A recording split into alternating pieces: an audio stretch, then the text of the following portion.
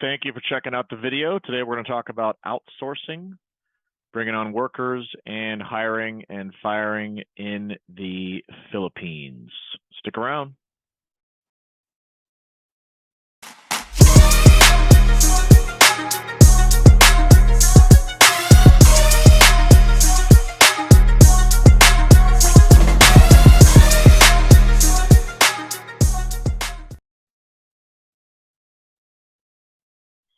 Hey, thanks for checking us out. So as far as, um, looking to grow your team, looking to bring on a virtual assistant, looking to outsource some tasks, bring on, someone that can potentially help you grow or, take on some of those tasks that you just don't want to deal with.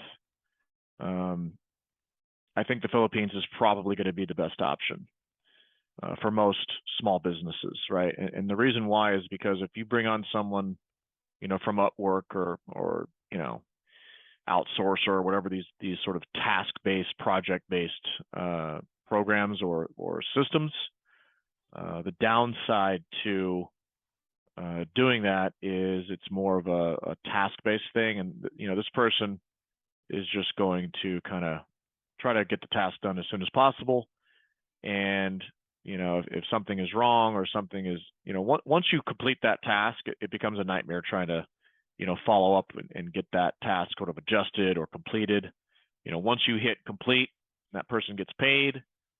They're not really sort of tied to the outcome or tied to the client result or tied to your brand in any way. So that entire project, whatever that worker did, whatever that outsourcer did, then falls on you to fix. And so it can actually create extra work for you. And so I think, having someone that's actually a direct employee can provide a lot of value to your company, potentially. And so I've tried it, lots of different ways. I've been outsourcing to the Philippines for about 10 years. Made a lot of mistakes along the way. So hopefully this video can at least help you avoid some of those early pitfalls that I went through. That cost me, quite a bit of time and money. However, all that being said, I still think that the Philippines is one of the best places to find quality, loyal, hardworking people that will become part of your team and potentially provide a long-term lasting value to your company, to help your company accomplish its goals, create client outcomes, and do all the things that are kind of probably creating some type of block or stress, right, in your business, which of course leaks into your personal life, right? At one point, early on in my Filipino journey, I had like 15 employees, and just managing that was a huge stressor for me. It became a full-time job just managing people. And so there's really two main things that I want to talk about in this video that I think are super important if you sort of go into this the Filipino workforce. The first one is start documenting all the things that you're doing, and that way you can kind of create a standard operating procedure around the things that you're doing. For example, I would say, maybe you should consider having some type of an interview system, right? Like bring your partners, bring your stakeholders in and have a 15-minute chat about, hey, what do you think is an appropriate, 5 question interview for the first interview? I would definitely recommend having, 2, if not 3 interviews. I would recommend having some type of a testing process that you put them through. My most recent round of interviews, we were bringing on a second web developer to handle some of the overflow tasks and the extra projects that we were bringing in. So it was too much for me and my current main developer. And what worked really well for us was that we would do like one interview, make sure that they were a good fit. So I'd interview like 20 people, right? Spend a week, 30 minutes a day just interviewing people, right?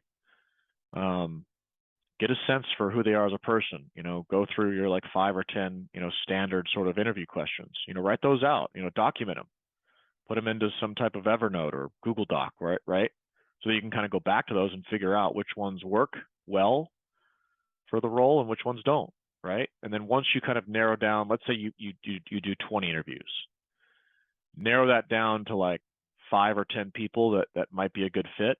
And then for round 2 or phase 2 of the interview process, maybe put them through some type of a test, some type of a, like I'll give you an example. So like for web developers, what I do is I've created a little test. I pay them. You can pay them. I feel like it is appropriate to pay something, whether it's $10, $50, something. I've found success both ways. Pay them for their time so they don't think it's a fake. You're just trying to get free work, right? I have a little web developer test where I have them like set up a website and install, a subdomain on a server, right? It would take me about 15 minutes to complete, right? So I pay them $10 just to kind of test their skills a little bit, right? Create a document with the tasks on it. Just say, here's your task, because that's similar to what we do when we're doing a website. We have a task list, right? We give them a task. We create a list. We have a process built around all the different sort of website tasks that we're doing, right? To deliver a website to a client, right? So we create like a smaller version of that just to kind of test a new employee that comes in, and we grade them on that test, right? So the third interview is just reviewing that test. Who passed? Who failed? How quickly did they get it done? There's been a lot of times that I've run these sort of tests that the person that had the strongest profile actually produced the worst result in the test. So you can't just hire off the profile. You can't just hire off of what they tell you they're good at. You actually have to make them prove it and pay them for it. Even if it's $10, like I said, just have some type of barrier, or they have to kind of show you and prove to you that they can actually complete the task that you're hiring them for. Okay. So that's the first thing I want to tell you about that can help you kind of shortcut. Even though it might seem like you're investing more time on the front end, it's going to save you a lot of headaches on the back end once you bring that person on and they become part of your team. Because one of the things about using the Philippines, there's this cultural thing that can really help you, because they're very loyal people. They are very hard workers, and most of them have pretty good English, so there's not going to be this communication barrier. There are a lot of cultural similarities in the Philippines as here in the United States. Do your own research there. This video isn't for that, but just go. There's articles and other information that you can kind of look up the cultural similarities between America and the Philippines. So as long as you kind of understand some of those foundational elements, I think you can turn this into a really good thing. But just understand it. Take a little bit of time. Take 30 minutes, go read some articles, and kind of understand that. So that's the first thing. Creating, documenting what you're doing so you can create a process. That's the first thing, right? So the second thing I want to share with you is the way that you kind of create a role for someone is equally as important as the way you hire them. And so I struggled with this early on. Like when I first started hiring in the Philippines, I thought, oh my goodness, I can outsource this task and this task and this task.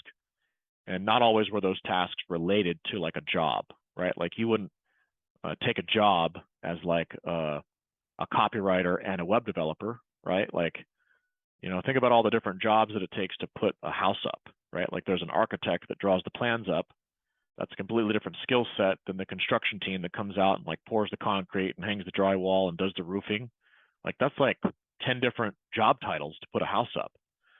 So like, why would you do that to someone in your business? Like give them 10 different, job titles, right? You wouldn't do that. It just, I didn't know that early on, and I screwed that up. And I had a lot of workers that would disappear. One thing I will tell you, and do your own research, but one thing I will tell you is that the Filipinos are very loyal. They also are very sensitive to letting you down. Like if they will respect the hell out of you, and they will do whatever it takes to kind of learn their job and learn their role and do the best job they can possibly do, because they don't want to let you down. And if they feel like they did let you down, if they feel like they did fail, which ultimately that's your job, right? To put things in place for them to succeed, right? So if they feel like they've let you down in any way, they will just disappear and you will have no line of communication. That line of communication will be severed and you will never be able to kind of earn them back because they will feel like they let you down and failed you. And one of the ways you could potentially set yourself up for failure is if you bring on someone for more than one role and try to outsource too much too fast. And that can really, put you in a bad spot. So like look at the example I just drew about the, building a home. Like you wouldn't want to hire like an architect and a construction team. Like that's two separate things, right? So like in my world, like in the website world, there's designers that are really good at like going into Photoshop and creating eye-catching designs and funnels and things like that. That's a completely different role than the construction team that actually builds the site, right? Which is also a completely different role than the person that writes the words that are on the website, right? Like copywriting is a unique skill. Web development is a unique skill. Design is a unique skill. So rather than bringing on one person to do all three of those things, you would rather bring on three people to specialize in that one vertical, that one silo, right? So my team has had incredible growth and incredible success once I kind of figured out that I don't want to bring on like one person that can potentially save the day on a lot of different shit. Consider bringing on, one person that's good at one thing. Test them in that one thing, make sure they're good at that one thing, and then give them tasks and jobs related to that one thing. That was a game changer for me. So if you are going to do this, make sure that you're not giving them too many different things to do. That will frustrate them and they will disappear. So I think I'm going to cut this video down in time because I can get wordy and rambly. But I think if you just kind of focus on those two things, that will really help you kind of set the wheels in motion to having a successful venture over in the Philippines. So if you're watching this video and you're thinking about, outsourcing to the Philippines, there's a button below this video for the place where I find Filipinos, and that is onlinejobs.ph. So if you just kind of go to that website, there's a link below to check it out. You can start posting jobs and testing this out and seeing if this is the right thing for you and your company. Let me know if you have any questions. Happy to, kind of answer what I can in the comments below, and make it a productive day, guys. Thanks.